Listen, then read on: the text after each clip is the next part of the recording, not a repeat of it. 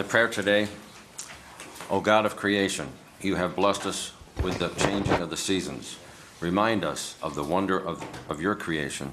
Remind us that it is you who gives us the breath of life. Amen. Good morning, Commissioners. I have several items that I approved on September 22nd. For the Department on Aging, I accepted the resignation of Reba Dykes, an in-home services manager, to be effective December 5th, 2025. Also for the Department on Aging, I granted permission to advertise for the position of full-time in-house services manager, number 1034, internally for a period of 5 days with applications accepted from October 6th, 2025 through 4:30 p.m. on 10 October 2025. If no qualified candidate is found, the position will be advertised externally until the position is filled. Also on September 26th, I approved and executed for Community and Economic Development a satisfaction release of mortgage for Stephen A. Balco and Terry L. Balco as the mortgage from June 26, 2012, new construction assistance for property located at 14704 Northview Drive, Middlefield, in the amount of $8,050 has been satisfied. On September 26th, I accepted the retirement resignation for Tammy Kuhn, full-time administrative coordinator for maintenance, to be effective December 31st, 2025. And that is all. So for Reba, she retired or she? Yes, She's retired. And her last day is when? December 5th. Oh, okay. Yes. Thank And you. that is all. Thank you. Okay, items 2 and 3 is about the minutes. We'll combine them, July 29th and August 5th. Is there a motion to approve? I move to approve as amended. Second. Commissioner Spitaleri? Commissioner Brackey? Aye. Commissioner DeBoer? Yes.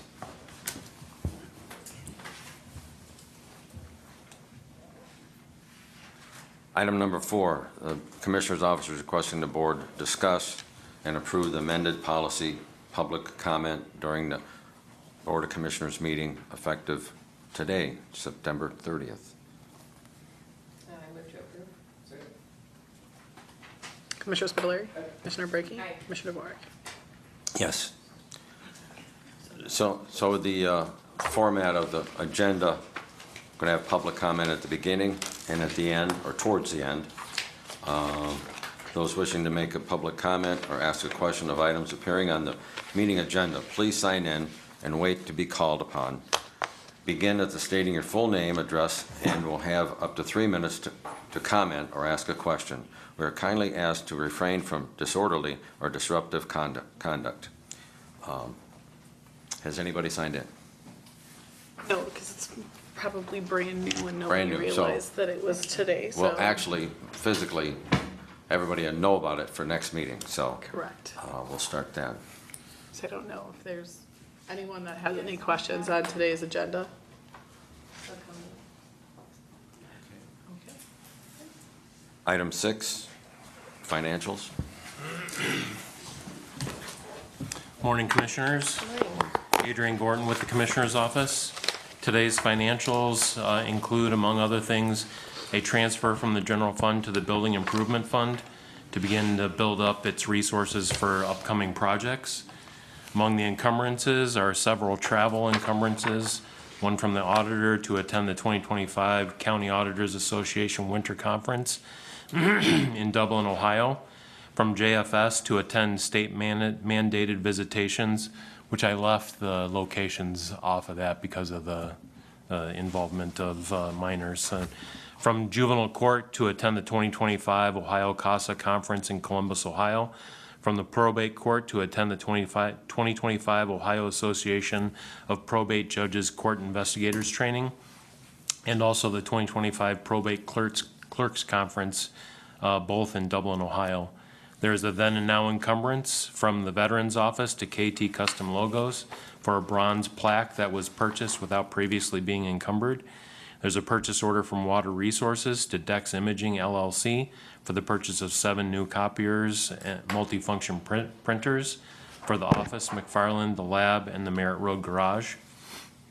Among the vouchers are $55,339.70 from the Commissioner's Office to the Geauga County Airport Authority for the local match on pay request number 4 of the Parallel Taxiway Project, $278,143.40 from the Engineer's Office to Gradeline Incorporated for the realignment of Haskins Road Bridge, $135,521.36 from the County Engineer to Roniak Paving Incorporated for the asphalt resurfacing of Wilson Mills Road, $322,578 from the Sheriff's Office to Preston Chevrolet for 6 new Tahoe Police Patrol vehicles, and $100,132.63 from the Sheriff's Office to Diversitech LLC for replacement batteries, racks, and trays for the 800 megahertz communications towers. And finally, revenue certifications from the ADP Board for additional reimbursement revenue, and from the Board of Elections for additional state grant revenue that was not previously budgeted for 2025. Regarding the Tahoes for the sheriff's office, are those replacement vehicles? I believe that they are intended to be replacement vehicles, but sometimes the direct replacement for those kind of get passed down through the fleet. And I think the sheriff can, yeah. So there will be some that get probably displaced towards the bottom of their fleet as they get retired, as the hand-me-downs come down the pike, so.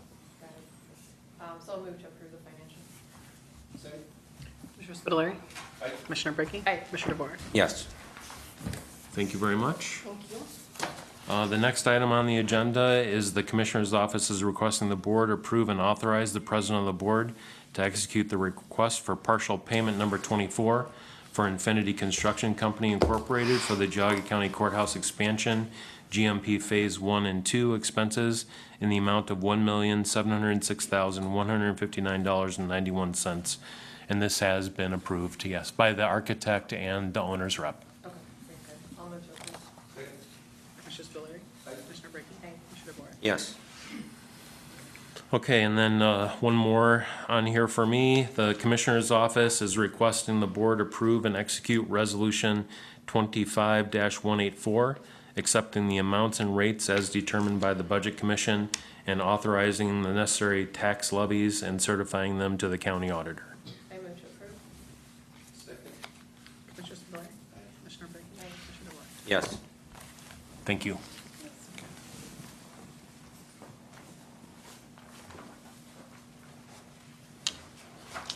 Are you gonna, Frank, can you come up and explain this?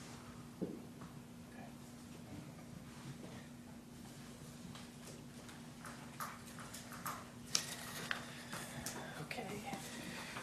So for number 9, Frank Antonucci, ADP, I just want to be clear, the ADP board is not requesting this. This request should come from the Board of County Commissioners. After discussing with the Commissioners' Legal Counsel, this has to come from the legislative authority within the county, which is the Board of County Commissioners. So I'm happy to answer any questions on the policy, but the ADP board is not requesting it, and I don't have a current request for action in for that. So that will come from your board in order to comply with the new change to the law in Ohio Revised Code 9.64. I did have some questions about the policies. Sure. If an elected official violates one of the policies, what sort of enforcement mechanism? There is no enforcement as far as I know. Okay. I believe that the board, the ADP board, has the authority to maybe suspend user credentials. That's the extent of it. Yeah, so if it, like, for an example, if an elected official doesn't follow their mandatory training, is it really mandatory? I mean, what can happen? I don't know. I mean, the state auditor will request this information next year as part of the, there's a standard state audit, and then there's an IT general controls audit, and there's a policy audit as well. They will ask for those lists. They have asked in the past, but it's been kind of we just want to know. Next year, we anticipate them asking and then basically looking at that and then potentially putting that in their letter that they issue to the county. Okay. And then, this is a question I was thinking about because of the Russell PD issue. Some of these policies talk about how they apply to vendors and contractors Yes. as well. So my question is, how is compliance enforced on outside vendors who? provide IT services? Yeah, great question, Commissioner. So in terms of the Russell PD one, those are vendors that are not under ADP contract. Those are separate with that. But we do have a number of vendors that are utilized and paid for through ADP or the county that are mandatory with that, and they are held to that standard. So in terms of MFA requirements, user access requirements, the policy, it does all apply to them. We've had issues in the past where vendors did not comply with that, and we basically don't do business with them anymore, release them, whatever. So yeah, absolutely. They're absolutely held to the same standard. And I mean, I think one of the interesting things about this new legislation is, you know, the requirements that the legislative body has to publicly say they're paying ransom, if it comes down to that. And so one thing I started thinking about is what's the procedure for ADP and or dark staff if they believe like paying a ransom is your only option? Oof. So what would that look like? Well, that would be absolutely worst case scenario. Yeah. But Admittedly, yeah. Yeah. So you're essentially asking if within internal staff recommends that to the ADP board? Yeah. I think the ADP board would have to vote, and I think the county commissioners then Would have to on that as vote. well. So Yeah. it would come first to the ADP board, and then believe it would so. come before the commissioners. Yeah, you as well as I know that sometimes the state legislature has these great ideas, and I do believe this is good law. Yeah. It's just ambiguous in terms of what legislative authority means. So in that case, when it's ambiguous, I think we have a responsibility to ensure that all the legislative authorities do that. So for instance, we're talking about this today with the county commissioners. Tomorrow I'll be in Hamden Township. They're doing the same thing because they are a services entity that's not necessarily statutorily under ADP, but has chosen to be. The ADP board also has to act too. So I think that all of those entities have to, if you have legislative authority, like the ADP board does, a separate hiring authority from the county commissioners, I think you just have to act on that then to make sure our bases are covered.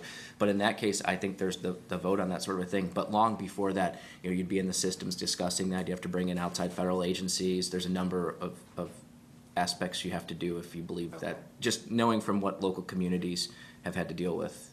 So for example, I guess, and then if, say, Hamden has some sort of ransomware attack, that would go, you feel like that would go to the ADP board to approve the ransom and the trustees?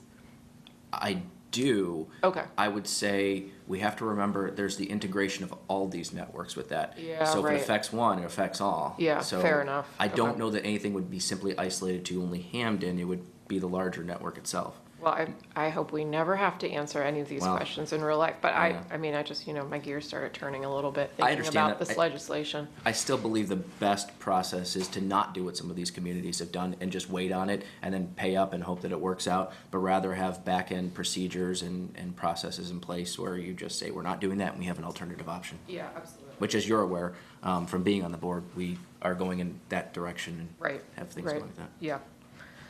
Okay. Do you gentlemen have any other questions about?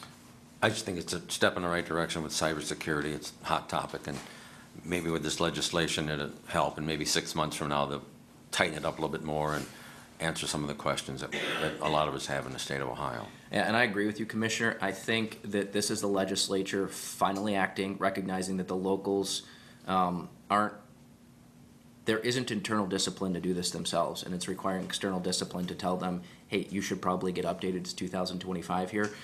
We in Geauga County have been at the forefront of this. We're further ahead than many of these counties in the state of Ohio, and I think that even this action today will be further ahead than maybe nearly all the boards of county commissioners.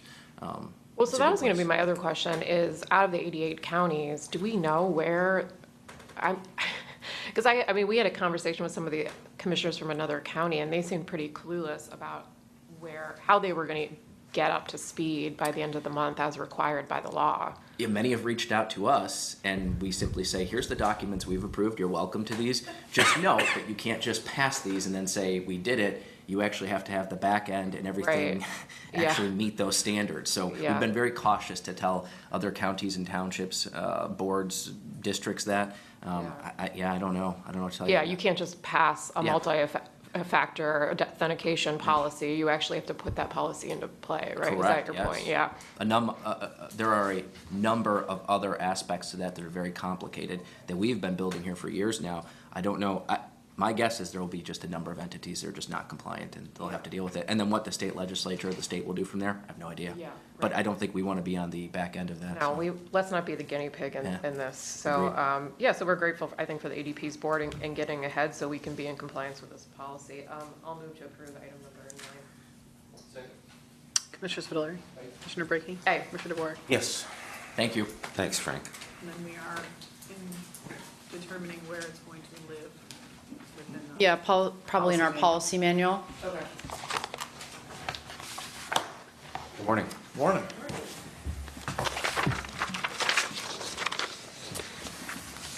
Jim Flays from the prosecutor's office. So I have 4 items on the agenda, but they're all related to the same ongoing topic. So we had the bid opening for the upgrades at the prosecutor's office, and we received 2 bids from Infinity and Millstone. They were $3,000 apart.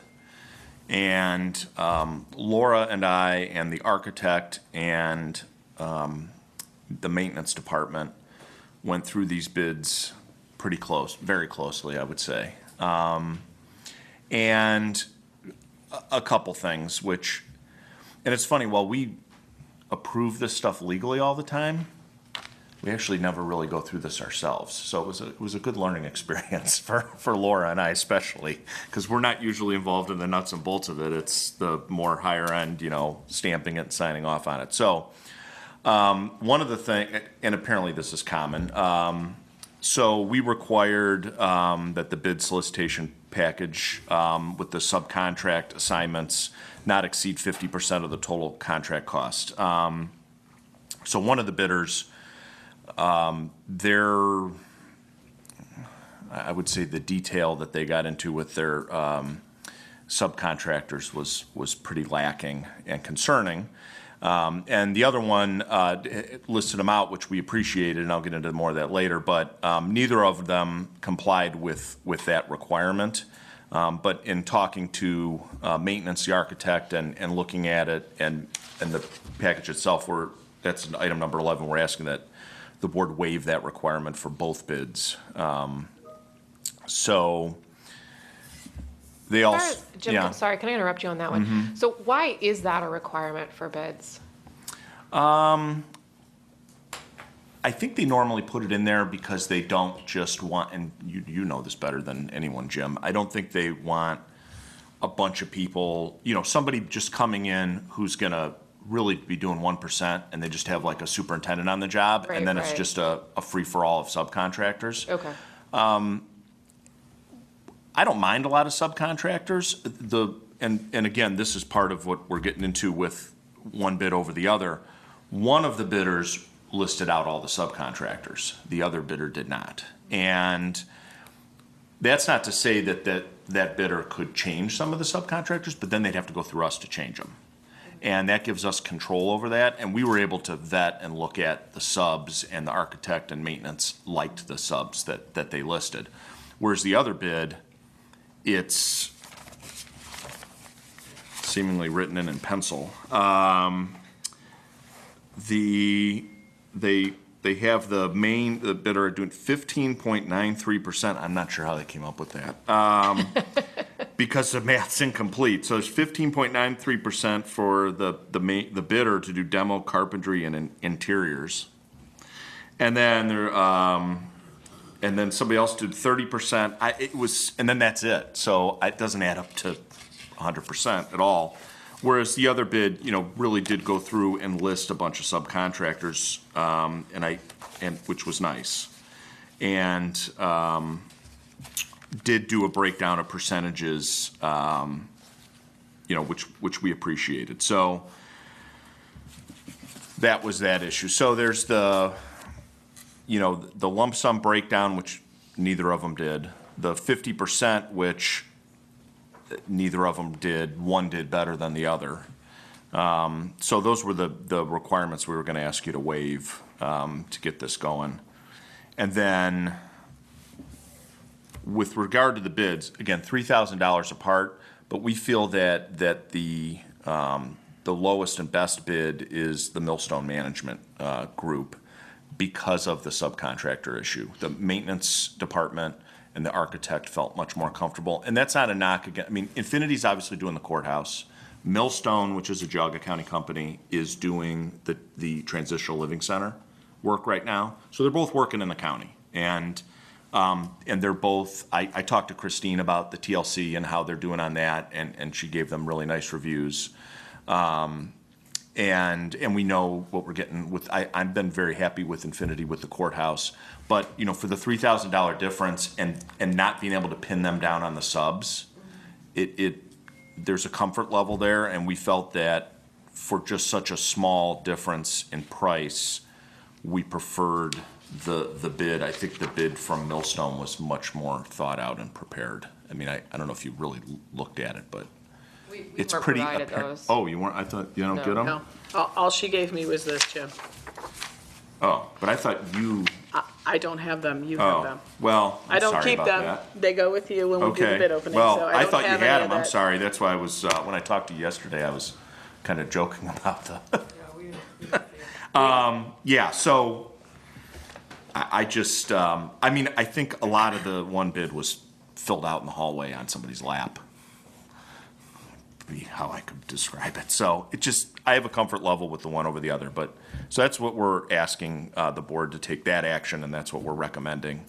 Would be to waive 10 is to waive the requirement for the bid solicitation package for the lump sum breakdown. 11 is to waive the requirement for the subcontract assignments not to exceed 50% of the total contract cost. Then I'm asking the board, number 12, to reject the bid from Infinity Construction as it was not the lowest and best bid and failed to provide all responsive and satisfactory information required by the bid solicitation for the project. And 13, asking the board to award the bid to Millstone Management Group for the renovation project as its bid constituted the lowest and best bid. So big picture, I think 2 weeks ago, Auditor Walder came before us and he talked about wants versus needs, and he decided his office renovation was more of a want than a need. Do you feel yours is a need? I mean, I know there's security things that are going into place here. Could you talk a little bit about that?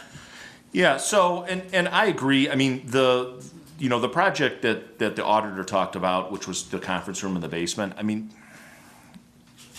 I think that hovered between a want and a need. We do not have any conference space on the square, and it's needed. But again, I understand his reasoning, and I wasn't upset to put that off because part of doing this project is we're going to use that basement area for material storage. We don't have a lot of room over there in the parking lot and such, so we're going to actually utilize the basement for a construction office and some material storage in that as a staging area, because I plan on keeping everybody in the office during the project. So that part is nice, and the basement's not going to suffer for it because it's terrible space. But with this, again, the main components of this are the security thing's the main component. And I did spec out the same ballistic material, drywall material or paneling that they're using over at the courthouse for the lobby. The lobby wasn't just, we don't have building security. We have it on the second floor for the court, but we don't have building security, which is something that has always concerned me. And so I felt like we need to kind of harden the defenses in the lobby since we don't have that building security. So. And then taking over municipal court, kind of a one thing that I didn't probably, not that I had anything to do with that. I mean, they changed the state law on me, but I ran out of space really fast. So right now we have some of our staff, our more seasonal staff, but they're operating out of the conference room. When we had that mediation, they were actually their computers were set up in the kitchen, and that's where they worked for the day. So when we have grand jury or mediations or whatever, and we're using the conference room, they have to sit in the kitchen, which isn't really an optimal situation. So, and then we don't even have an office for one of the employees, so that's been just a headache. So it's creating 3 new offices, but one of the offices is for an existing employee who's kind of got some kind of general area space. So that part isn't, I mean, those are really needs. I mean, we need, the security is number one, and the additional office space is number two. And actually, to create that one space, your office is going to be losing square footage. Yeah, so I don't know why it was designed that way, but my office is kind of like a big L, and so I'm going to put a wall up in my office and kind of cut it in half, and then use the other half as an additional office space. We just don't have that much square footage up there. I mean, right now we're using, you know, like my investigator's in what was a storage room is his office, which is where he'll be staying, but because I've kind of put somebody else in the new office, but yeah, I mean, so we were already utilizing space for offices that weren't really meant to be office space, but it's fine. We're fine with all that. With Millstone Management, can they verify a drug-free workplace? I would hope so. And when you do get this information, I'd like to see it. I'd like to review it. Oh, the bids? Yeah, because if The you bids prove, and because on paper, people say they have a drug-free workplace, but they kind of, sort of don't. I would hope if they're working on the TLC, that they've been following that. Well, The motion for 10, 11, 12, and 13. Commissioner Spitaleri. Commissioner Brackey. Commissioner DeVore. yes. Thank you so much. Appreciate it. Take care. Well, and I'll be back one more time when we'll negotiate the contract now, and then I'll be back for that. So, thanks again. Do you want me to stay for the opioid settlement thing? I mean, I can hang around. I know Christine's here. Yeah, Is that the commissioner's please. office? Okay. I mean, I'll be here if you have any questions. I was like, I don't think it's necessary personally, but I'll stay here.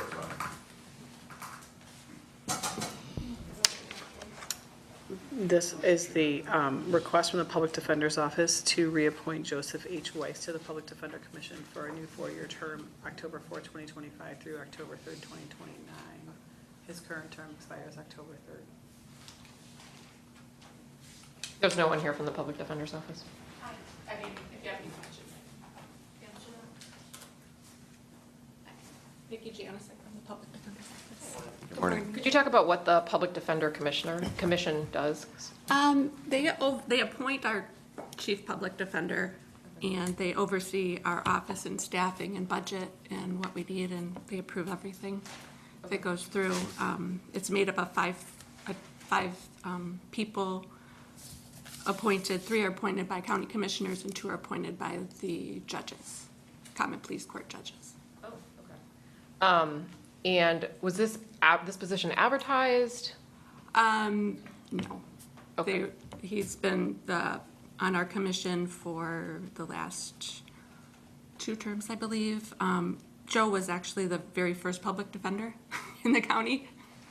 And he's willing to still serve on the commission. I mean, Amy, I know, I just want to see some sort of uniform process where we're advertising these to public. I mean, and I have nothing against Mr. Weiss. I'm sure he's, a great board member, but like my start in public service started, there was somebody on the Board of Public Health that wanted to be reappointed. The board wanted him reappointed, and I still got the seat because it was advertised. So I just want to see, and I mean, I don't know, maybe I'm making a case against these positions being advertised, but I just want to see it.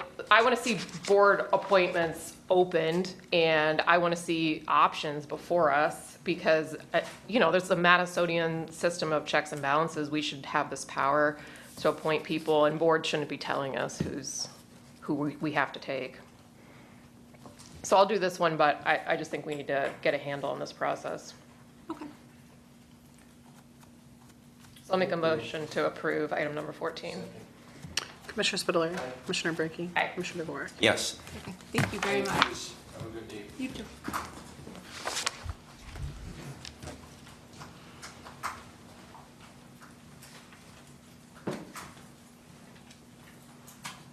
Good morning. Morning.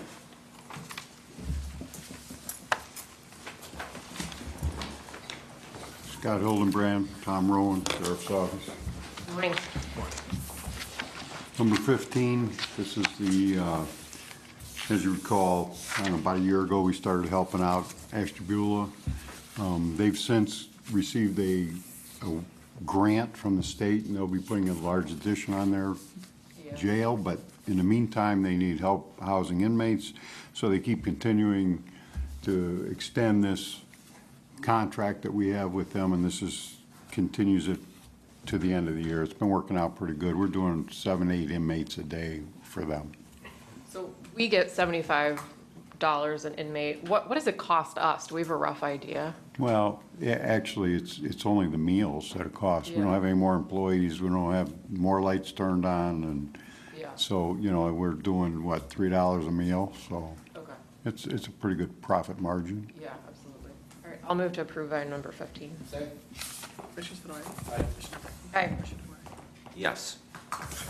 Just so you all know, too, I found the executed version.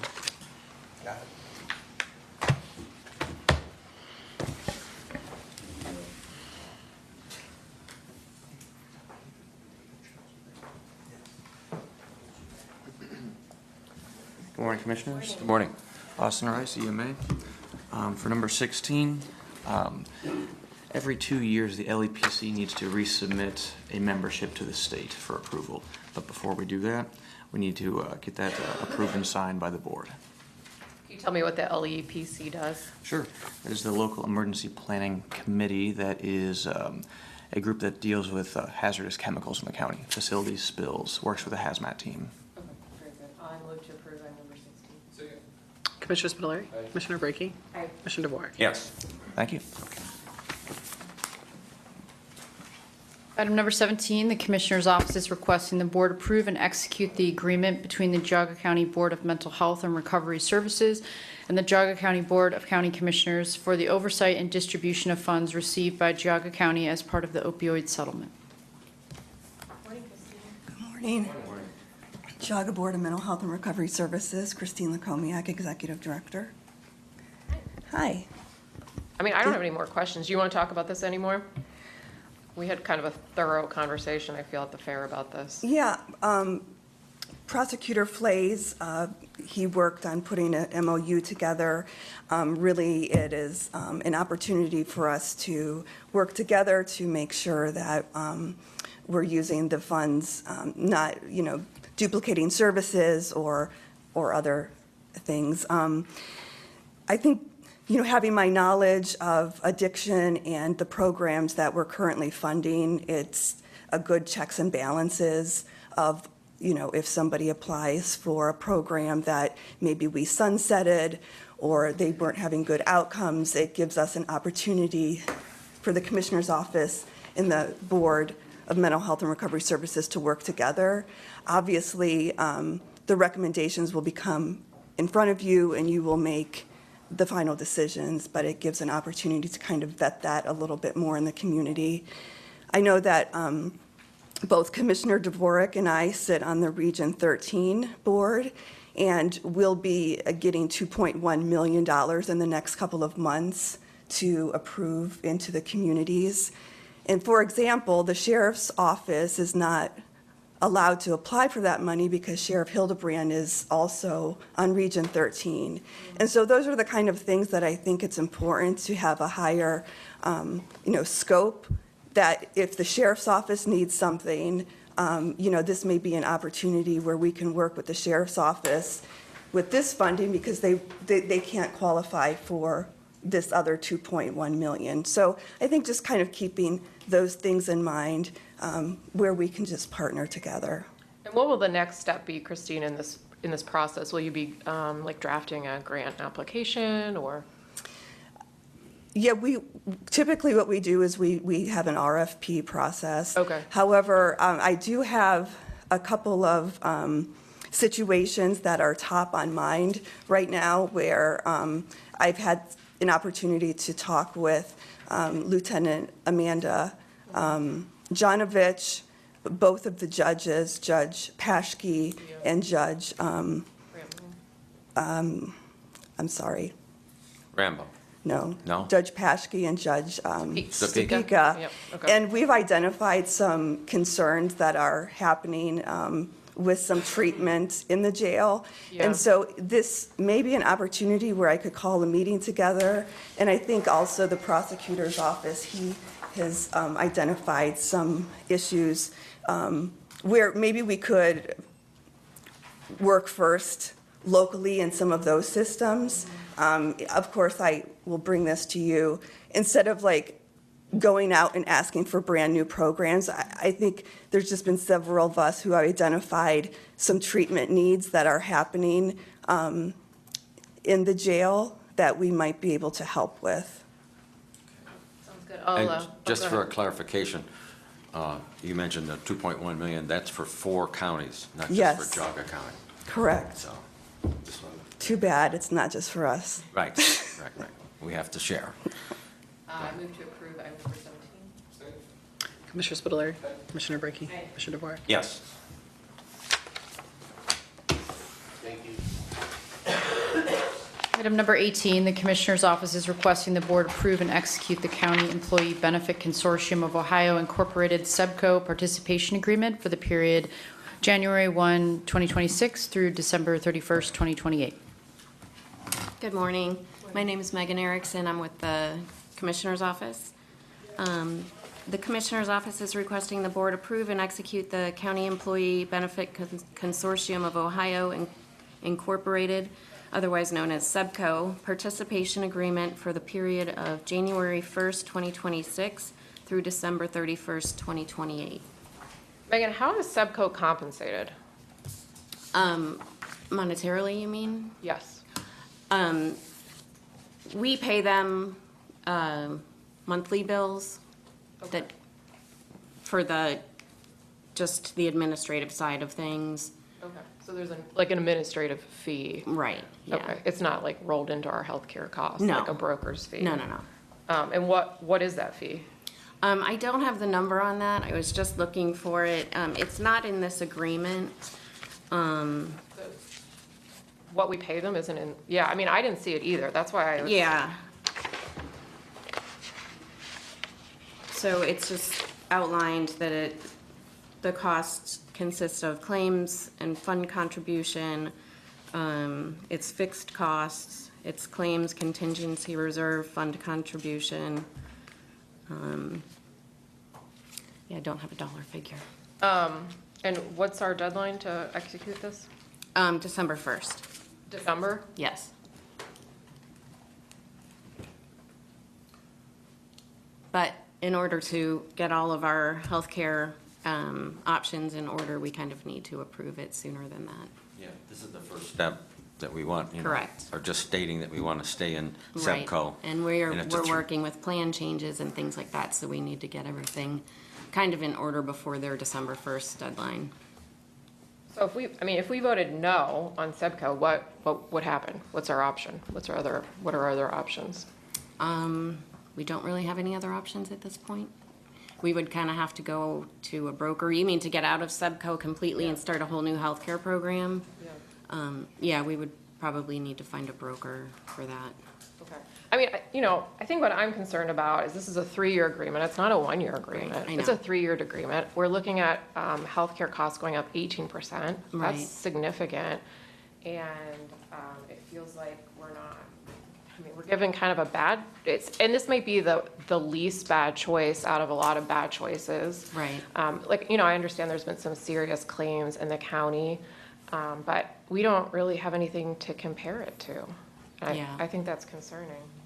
Yeah, I mean, it is the largest consortium. There's 49 out of 88 counties in this consortium. I have looked at other ones. The largest other one I saw was 11, like smaller townships that got together, which they're not supported quite like we are in the 49 county consortium. And over the years, we've actually made some requests and looked into other benefit packages and benefit options out there, and this is still always seems to be the driving one in the state for the counties that they get. It really is, Be yeah. involved in, and with that, I'll make a motion to approve. I second the motion only because it's a 3-year program, and there are options that, I've been getting things to read. If we take a little bit less coverage, it will only be like 8.2 or 8.3%. Right, we can minimize that. So I'll second the motion. Commissioner Spitaleri? Commissioner Brackey?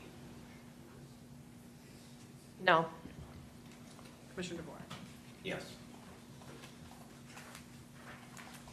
Thank you.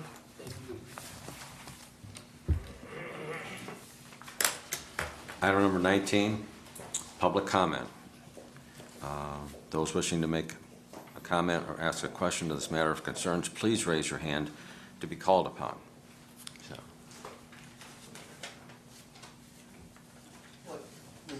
go ahead. Yes, Yeah, please. Go to the microphone, please.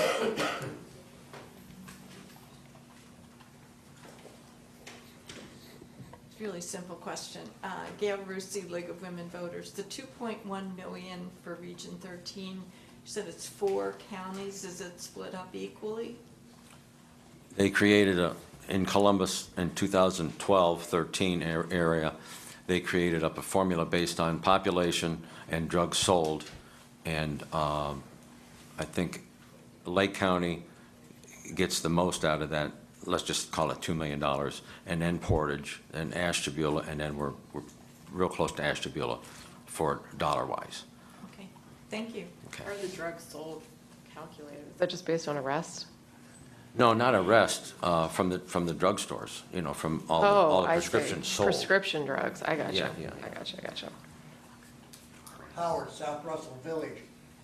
The airport ceremony on Wednesday was wonderful, it was well attended, it was well managed, and it shows that we have a tremendous asset in this county with our airport. It needs to grow larger, and it's better managed than most other departments, and was happy to see the large turnout we had. Look forward to being involved with them in the future. Thank you. Thank you. Okay. Just state your name and your Joe from Geauga County, Munson. My attendance at meetings is somewhat limited, but I've been to the NOACA meeting, and I've been here. And at one of the last meetings I was at here, Mr. Dvorak, you said you're a traditionalist, you like to rely on the experts' opinions when it was talking about the roof. And today we've had the opportunity to listen to experts on expenditures and stuff like that.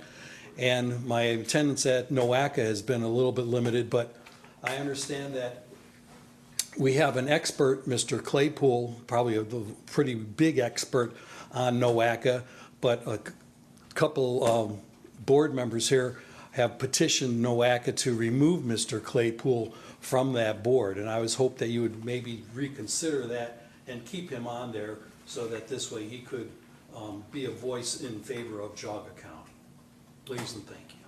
Just to clarify, there's been no petition to get rid of Mr. Claypool. That the suggestion was to have 2 commissioners and the engineer. Right. Mr. Claypool is an alternate. He's not a member of NOACA. But it would be, in my opinion, it would be more important to have him But there I'm as saying this opposed would to not the- necessarily remove Mr. Claypool. It just removes 1 commissioner. Okay, but it appears that majority of the NOACA discussions are more policy-related as opposed to engineer-related. So having him there voicing his opinion and speaking on policy seems a little bit more important than having an engineer on a regular basis. Every other county has their engineer because they're advocating for funding for roads and bridges. I mean, that should be the purpose. But again, nobody's removing Mr. Claypool. We're simply replacing one of the commissioner seats. I mean, we haven't decided, first of all, it's to be ratified by the counties, and after it did, we would have to decide who's going to give up that seat. There's been no determination that it would be Mr. Well, it would be Mr. Spitarelli who gives his seat to Mr. Claypool. Okay, well, hopefully you'll keep that in mind and keep him as a regular attendant. Thank you. Anybody else for public comment? Okay, we'll move on to item number 20, executive session, considering the employment of a public employee pursuant to Ohio Revised Code 121.22. Christie, we could potentially flip-flop these two, I believe, in the essence of time, considering we also have something after session today, if you're in favor of that, so we can keep moving. Yeah, whatever you would like. Okay. Christie? So we'll move 21 ahead of 20. Yes, please. I Okay. think that Okay. would be the best use of time. So number 21 is discussing the compensation of public employees pursuant to RC 121.22G1. Yes, and for that, it will be Megan, Adrian, and Kathy. Commissioner Spudler. Commissioner Brackey. Aye. Commissioner DeBoer. Yes. And at 10:15.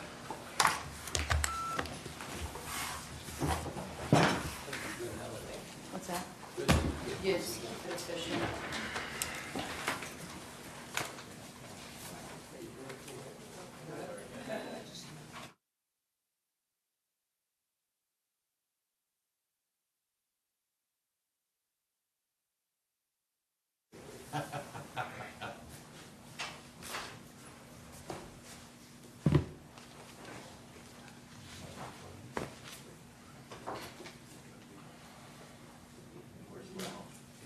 Cooler out here than it is It is. back in there. It was hot. All the hot air. Yeah, it's probably put 3 elected officials in a room together. Whew.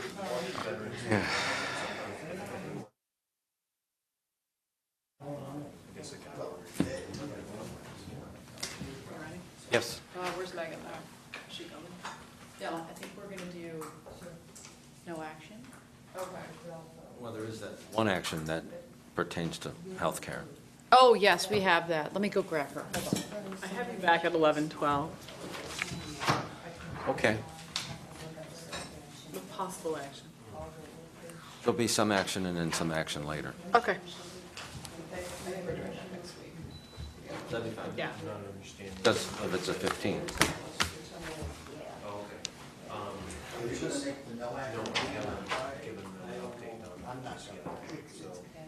Usually the elevator is broken anymore, and I can't walk up the Couple more, steps. actually. So there'll be an opportunity to update the total at that time. So. If they have an elevator, even in South Russell Village, when I go to town meetings with that, I have to take an elevator now. I mean, it's They're too pretty hard straightforward to get things around. that we want to do, so.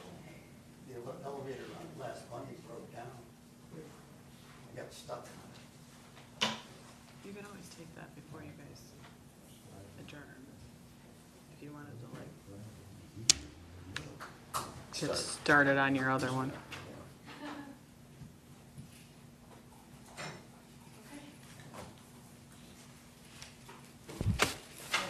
Action. Megan Erickson from the Commissioner's Office. To approve and accept the Subco Member 2025-2026 Wellness Program, Subco Rewards 200, partnered with Anthem for Geauga County Employee Health and Wellness, running July 1st, 2025 through June 30th of 2026.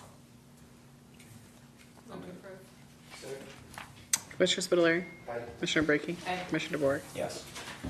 Thank you. Christie, could you read the next item, please? The Commissioner's Office is requesting the board move into executive session for the purpose of considering the employment of a public employee pursuant to ORC 121.22G1. Commissioner Spudler. Commissioner Brackey. Commissioner DeBoer. Yes. Ms. B, myself. Okay. In at 11:14.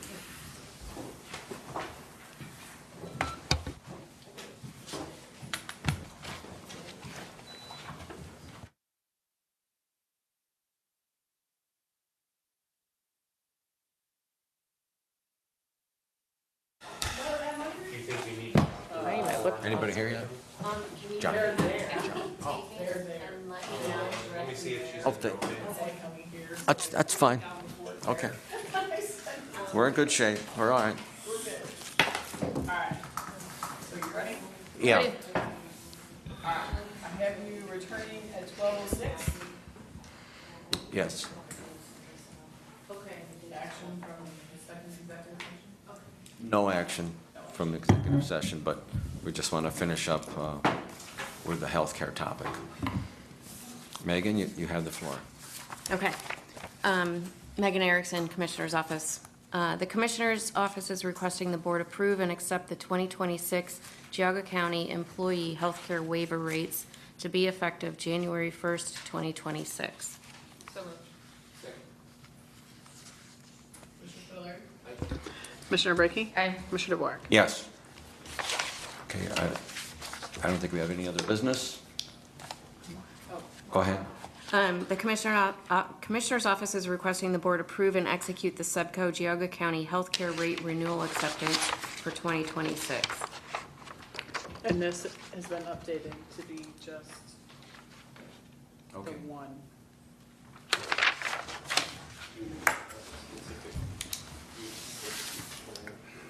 The 1F plan, yes, and dental at the 1,000 cap. Okay. And then that's the 90-10 split, county 90, employee 10, correct? Correct. And then, does this motion include the increase to the employee waiver for waiving insurance coverage? That was the That was the first one. Oh, that was you included. did. That was And that included in the was, first. Okay. that was for the, I think you're referring to the contribution rates. That we're not doing today. Okay. Okay. but this was the increased waiver. Okay, got it. I thought that was the wellness program. Did I? That was the first one, yeah. Sorry. We've done Confusing three. day. There's a lot of balls in the air. Okay. So if you're in agreement with the 1F, Yeah, I mean, I'm not like thrilled with these plans, but I think it's the best of not great options, so. I'll move to approve. Second. Commissioner Spitaleri? Commissioner Brackey? Commissioner DeWark? Yes. Okay. You have to sign these. Sorry. Okay, but And then, anything else? I think we're good. I do not have anything for board discussion. I make a motion to adjourn. All in favor? Aye. Okay. Are those just for you, Commissioner Yes. Warwick? Yes. Okay. Good, good. And here